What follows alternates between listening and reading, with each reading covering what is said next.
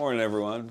My name is Michael Wright. I'm the general manager at V-Discovery, and I've been asked to opine on what I feel are going to be the hot items for 2020 and ones that will be of less import.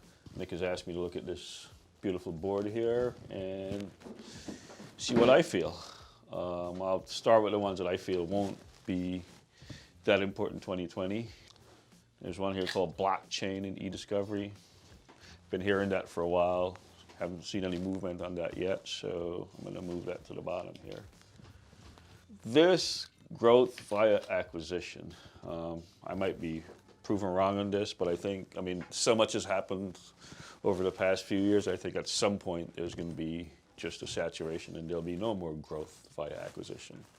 Again, I might be proven wrong on this, but I don't feel 2020 will be a big year for that. What I do feel are going to be important, or things that are going to be important, are this one called Review a Better Story. Emails and text and social all in one timeline. I think that's going to be very important for 2020.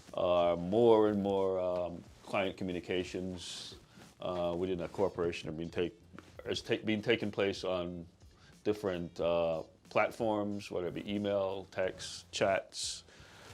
So integrating that into one timeline to make the review process easier, more comprehensive, I think will be very big in 2020.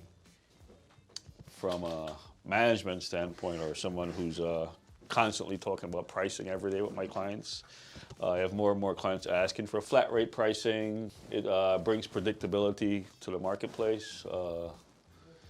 There are pros and cons to that, but certainly I think that discussion will be more and more prevalent with clients in 2020. Thank you very much.